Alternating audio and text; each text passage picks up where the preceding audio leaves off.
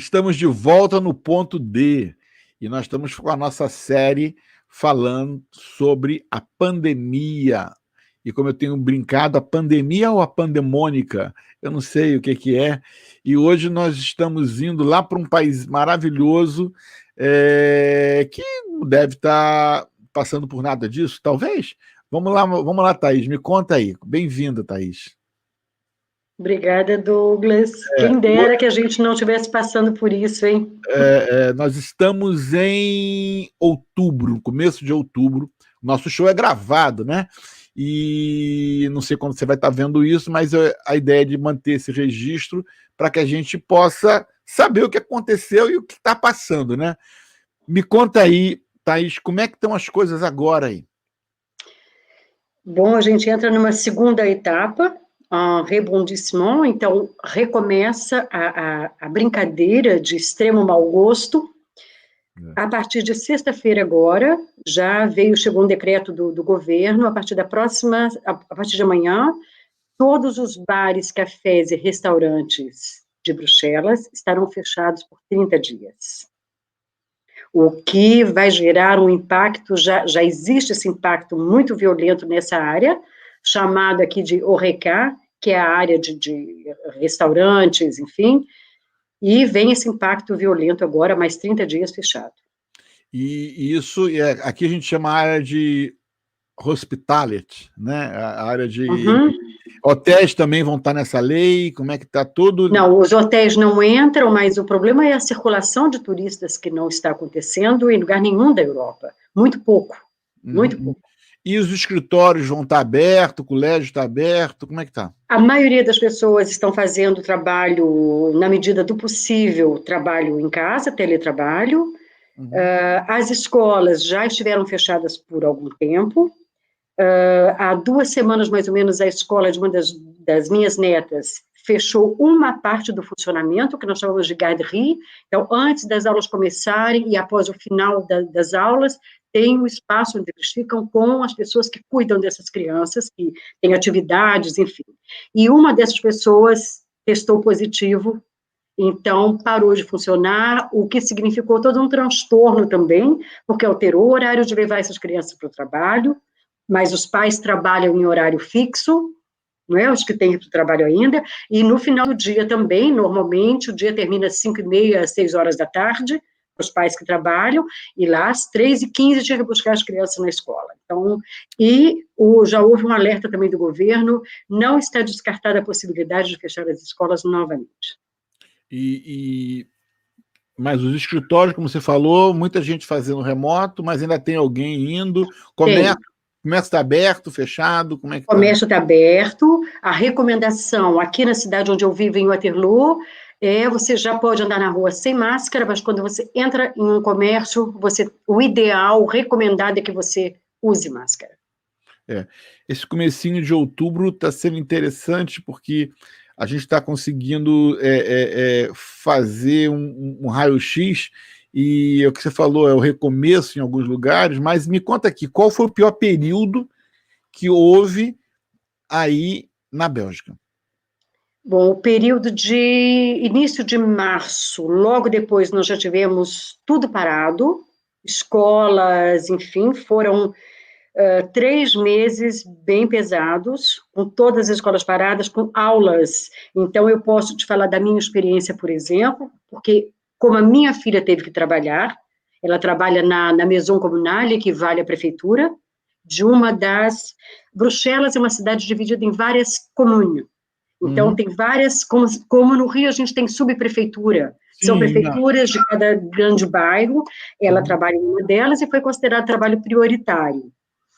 Então, eu trouxe as meninas aqui para casa, e essas duas tiveram, então, todas as atividades online, ou seja, tinham aula de balé, elas fazem Krav Maga, que é uma luta, online, tinham aula de música, online, a escola, online. Eu disse que eu nunca trabalhei tanto na minha vida, porque normalmente elas têm a refeição na própria escola, mas eu tive que estar professora, cozinheira da escola, professora de balé, professora de Krav Maga, então todas as atividades em casa. Foi bastante 3 pesado. meses que você falou? 3 meses. Nós Então, passamos ficou 3 maio, meses. junho e julho. Não, julho é o período de férias, então até junho elas ainda conseguiram ter, a menor, as 2 últimas semanas eles retomaram as aulas na escola lentamente, mas como ela teve um período, ela teve Covid de uma forma bem séria, bem feia, A sua filha ou a minha neta menor. a sua neta? Ela teve, todos na família tivemos, com sintomas variados. Então, eu e meu marido tivemos pouquíssimos sintomas, durou 3, 4 dias. A minha neta mais velha foi totalmente assintomática. Minha filha perdeu totalmente o paladar e o olfato durante mais de 30 dias. E a pequena teve esses pequenos sintomas logo no início, e 40 dias depois, ela começou a ter febre, e ela teve febre durante 30 dias. Que coisa. Então, e nada fazia baixar, as pernas ficaram pretas, então ela teve essa síndrome multi-infecciosa provocada pelo vírus. Nossa. Então, no retorno à escola, nós tivemos que correr atrás de médicos que atestassem que ela não estava contagiosa. Entendo. Então, ela ainda perdeu uma semaninha de aula, ela pegou a última, porque nós consideramos que era importante que ela retornasse e rever os amigos. Ela que não gostava muito de escola antes, ela, de repente, sentiu muita falta de escola. Então, o país fechou 3 meses. Fechou 3 meses.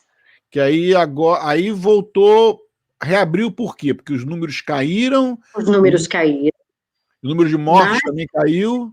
Sim, também, tudo. Os hospitais ficaram desobstruídos, principalmente no setor mais pesado, que são as UTIs. Então, aliviou tudo, mas se esperava, porque julho justamente é o período de férias, julho e agosto, equivale às férias de final de ano no Brasil, e as pessoas começaram a viajar gradativamente. E várias pessoas foram à Itália, foram à Espanha, que eram os centros principais onde aconteceu o maior número de mortes. Então, se esperava que no retorno, início das aulas no início de setembro, se esperava que o governo fosse decretar uma quarentena absoluta para essas pessoas. Não foi o caso. Foi recomendado que, mas não era obrigatório. Então, algumas pessoas não se sentem, ou porque não tem nenhum sintoma, pensa que não está, enfim, e seus filhos voltaram às aulas, e agora estamos de novo no mesmo processo lá do início. Aqui nos Estados Unidos, né, o povo, com um pequeno relaxamento que houve do confinamento, eles começaram a... Você está vendo isso, a gente vê isso aí no Rio de Janeiro, e foi todo mundo para a rua curtir o verão, né? Aí também teve isso? Aqui também teve isso. Tem grupos de pessoas, por exemplo, que não acreditam, que acham que é exagero, que consideram que é manipulação da mídia, ou que é manipulação dos governos, ou enfim. É verdade, Douglas, que para quem não teve nada e para quem não assistiu de perto, chega um momento que fica meio surrealista realmente, fica meio irreal, meio fantasioso, porque você sai nas ruas, parece que está tudo tão normal. Não é uma coisa que você veja. Não é Você uma não vê tempestade de neve, não é uma né? tempestade de um Pois é, furacão, não não é teve nada uma guerra, está físico. tudo normal, né? Está tudo Eu físico. vi uma imagem muito interessante que mostrou se o coronavírus fosse visível. Tá? Então, mostrando, a gente olhando assim no espaço e vendo aquela porção de bolinha, então todo mundo correndo para dentro de casa. Mas ele não é visível. Então, esse conceito que é tão abstrato, né, de um vírus que está matando, se você não o viu de perto, ele vai se tornando cada vez mais abstrato. Então, tem os jovens que se reúnem, tem festas que acontecem, tem encontros em massa que acontecem. Nós voltamos agora, o que é recomendado pelo governo agora, você pode encontrar, no máximo, a partir de agora, de hoje, 4 pessoas, fora as pessoas da tua residência, excetuando-se crianças menores de 12 anos. Ou seja, podem ser 6 pessoas se tiverem 2 crianças com menos de 12 anos. Caso contrário, o teu encontro fora de casa se limita a 4 pessoas. Mas eu já sei de pessoas fazendo encontro de 10. Por quê? Ah, não, aqui não tem problema. Então, isso faz essa incredulidade da coisa, É, faz com que os casos aumentem. e aí, com exceção da sua neta, você está relatando que todo mundo na sua família teve e foi tranquilo. Então, Sim, essas pessoas se agarram nesses casos que foram tranquilos e falam, vai ser assim com todo mundo. Eles não entendem que teve a sua neta, né, que teve um pouco mais de dificuldade, e não entendem que algumas pessoas causam até hospitalização. Né, e exato.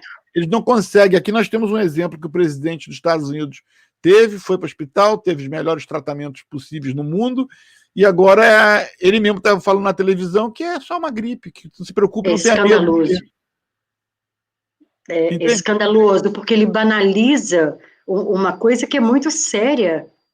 Principalmente, eu acho, aí nos Estados Unidos, porque o sistema de saúde na Bélgica, ele é excelente e ele é acessível. E, justamente, mesmo as pessoas que estão em situação irregular, elas têm acesso ao serviço de saúde. Ninguém fica abandonado, não é atendido porque não tem dinheiro ou porque ele não está em situação irregular. E a gente sabe que nos Estados Unidos a coisa não é assim. É. Me fala agora o seguinte, Márcia.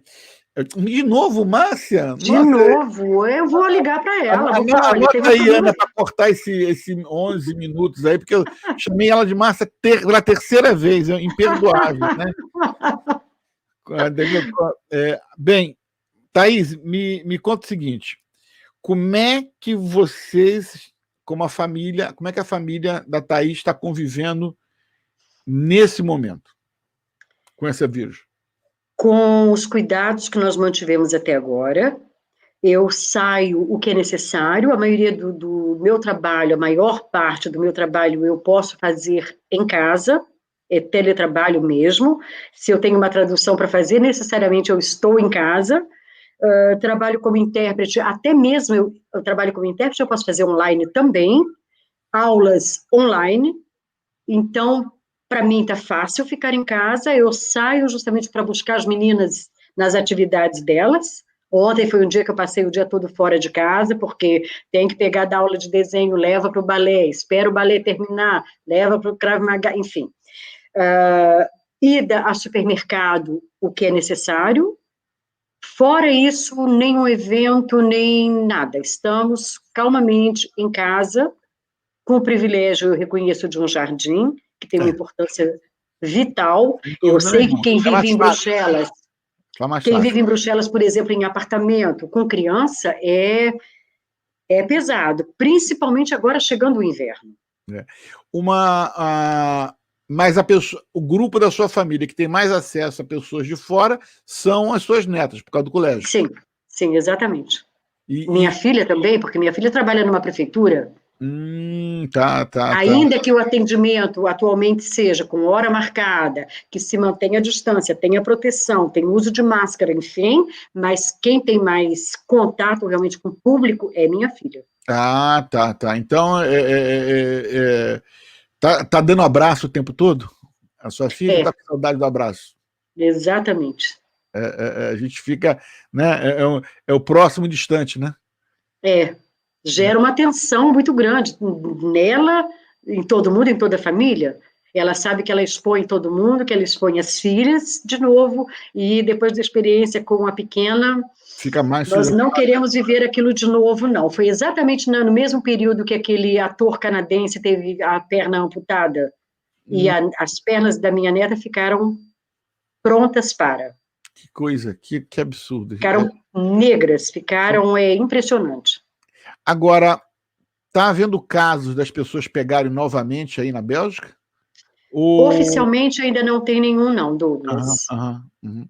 Eu também eu escutei de várias pessoas, disse que a pessoa não pega outra vez, mas alguns fisioterapeutas que estão tratando de pessoas falam que elas voltaram a ter, mas aí as pessoas estão se questionando se voltaram a ter ou se não foram curadas de fato, né? Eu vi esse questionamento, mas tem um cientista francês que é considerado meio maluco, mas o que ele diz, em primeiro lugar, há o risco porque o processo de mutação do vírus, ele é muito rápido, E nesse processo de mutação, justamente esse que está circulando agora, segundo ele é muito mais virulento, ele é muito mais violento do que o que apareceu aqui no início. Quer dizer, Então, eu acho que o risco é por aí, é o processo de mutação normal de qualquer vírus, como a gripe, mas, né? exatamente, mas desse em particular, porque ele é um vírus, todo vírus ele tem as suas características próprias, enfim, não é uma coisa muito estável, mas esse é completamente atípico. Então, o que eu mais ouvi, o que nós ouvimos de médicos, eles não sabiam de absolutamente nada. O que fazer, como fazer, que medicamento dar, o que não dar, nada.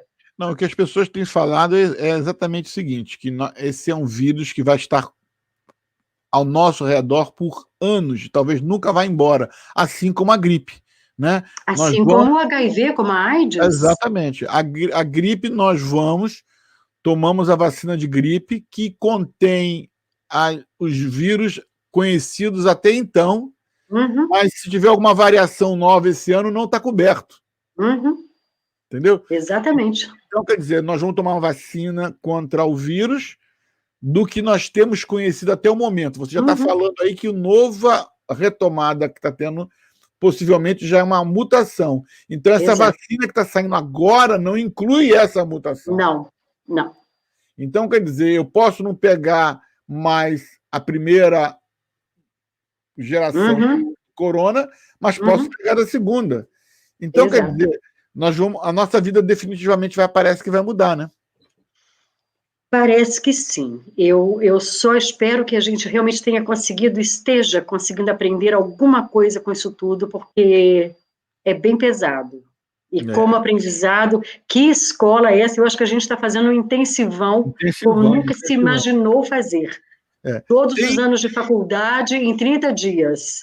Exatamente. Tem família que começou um hobby, tem outras famílias que pararam um hobby, tem famílias que deram mais atenção a um hobby antigo, tiraram da gaveta. Fala aí, Thaís, você, alguma dessas mudanças, você tem um novo hobby, teve mais tempo para alguma coisa, menos tempo? Menos tempo, cada vez menos tempo. Pois é, né? Não, eu acho, nós sempre fomos muito família na minha família. Nós sempre tivemos um contato privilegiado com as nossas netas, sempre. Elas vêm para cá, no mínimo, uma vez por semana. Quando não vêm, reclamam, choram, telefonam, tentam fazer chantagem emocional. Então, aqui deve ser o meio paraíso para elas. Então, a gente manteve, mas esses 3 meses, principalmente onde elas ficaram aqui em permanência, foi bem pesado. E eu continuo achando que o meu tempo, eu estou tendo que entrar num banco qualquer aí, ver se alguém me empresta um pouco de tempo, porque está muito curto. Estou precisando de empréstimo. Você sabe uma coisa, nesse período, eu acho que aí na Europa, na Bélgica também é a mesma coisa, nesse período do ano, existem muitas conferências de associações, muitos seminários.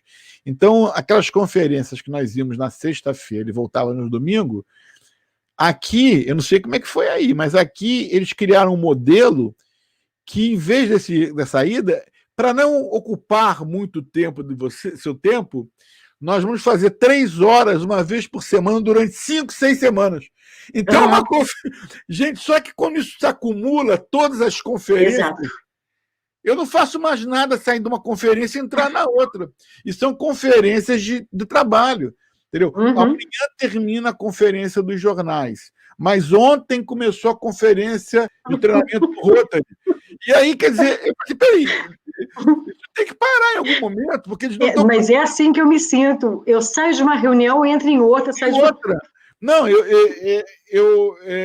até nos nossos shows que a gente grava, eu falei, Ana, nós temos que nos organizar.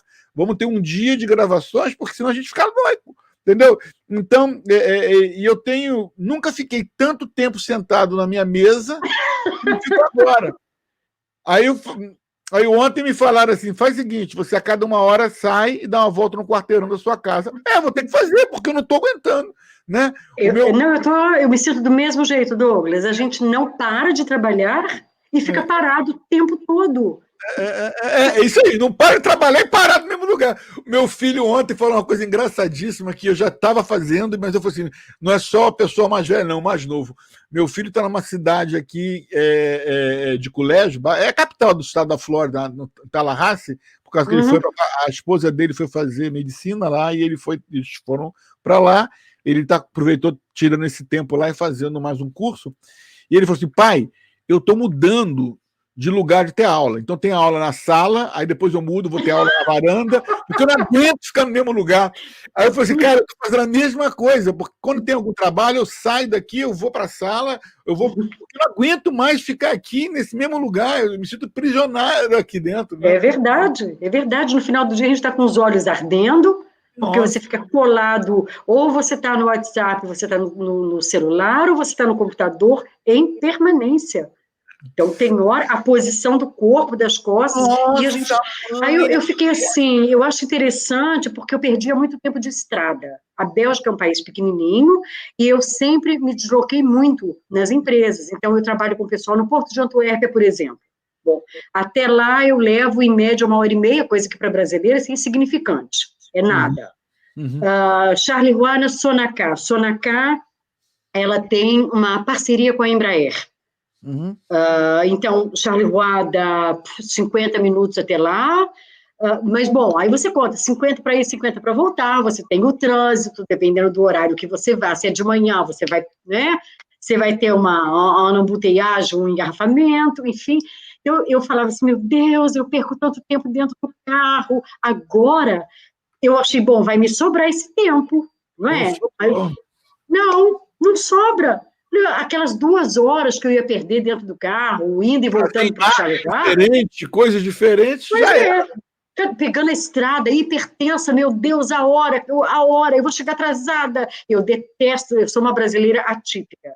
Eu não gosto de chegar atrasada em nenhum compromisso, nenhum. Sempre fui assim mesmo no tempo de Brasil. Na Europa, que mudou nada, não. Eu sempre fui chatésima com horário. E aí, de repente, eu estava sempre estressada atrás do volante. Meu Deus! De repente, assim, eu estou estressada porque eu vou ali pegar um copo de água e eu vou chegar atrasada na reunião aqui. Thaís,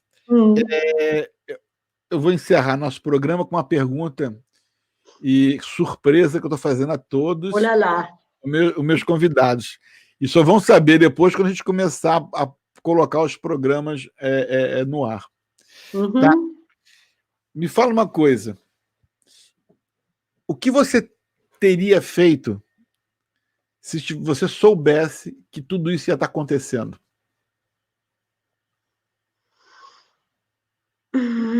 Eu acho que eu teria ido ao Brasil ver a minha família, estar um pouco com a minha família antes de retornar para minha gruta, para minha toca. Apenas isso. Só esse abraço na família, esse estar com a minha família brasileira. Muito legal. Não ia preparar, não ia construir uma sala do lado da casa só para estocar ali dentro? Não, absolutamente. Mas eu comecei a farejar coisa um pouquinho antes, eu fiz um estoquezinho assim considerável. Porque, por exemplo, você encontrar um bom arroz aqui como o brasileiro gosta, é difícil. Então eu fiz, mas passou depois esse desespero ou essa ansiedade gerada logo no início. Não, o que eu teria feito antes, principalmente a minha irmã, teria ido lá dar um abraço na minha irmã, nos meus irmãos, porque eu tenho uma parte da minha família muito importante aqui, mas eu tenho a minha outra parte da primeira vida que está lá. Então era só abraçar minha família. E como é que você está lidando e lidou com os seus familiares no Brasil durante o período que a gente está passando? Durante esse período, como é que você está fazendo? A gente se fala com bastante frequência, como a gente sempre se falou. Felizmente, viva a internet, viva esse mundo que nos permite isso, porque quando eu vim para cá não era assim. Era complicadíssimo para telefonar, era carésimo, então você limitava o tempo. Muito mais fácil hoje. E nós temos um grupo WhatsApp da família. Bom dia, Então, hora do café, boa noite. mas é por aí. Isso ajuda, né? Exatamente. Então, isso cria uma proximidade muito grande, né? Impede esse sentimento de ausência, de solidão, mas é lógico que esse abraço, que para o brasileiro é tão importante, o contato, o pegar, o brasileiro é muito físico, ele precisa disso, né? Passar a mão no rosto, fazer um carinho, então isso eu teria feito antes. Thaís, muito obrigado. Espero Obrigada a que esse você, nosso querido. vídeo, que eu não sei em que forma vai estar daqui a 100 anos, de repente vai estar um holograma, né? Vai surgir. Quem Então, sabe? espero que daqui a 100 anos, quando você estiver ouvindo isso, você vai saber o que aconteceu com a gente agora, né? Não vai ficar que nem a gente fica tentando adivinhar o que aconteceu em 1919, né? Uhum, Com a gripe espanhola, né? é Então, verdade. então, guarda essas dicas aí. Tá? Obrigado, Ok, obrigado. querido. Obrigada a você. Se cuida Beijo, aí, tchau, se cuida, tchau. se cuida. Você aí também, hein? Te Ah, eu tô cuida. me cuidando. Eu tô com máscara. Eu uso máscara até no computador agora para não ter erro. É uma boa ideia. Vou pensar. Tchau.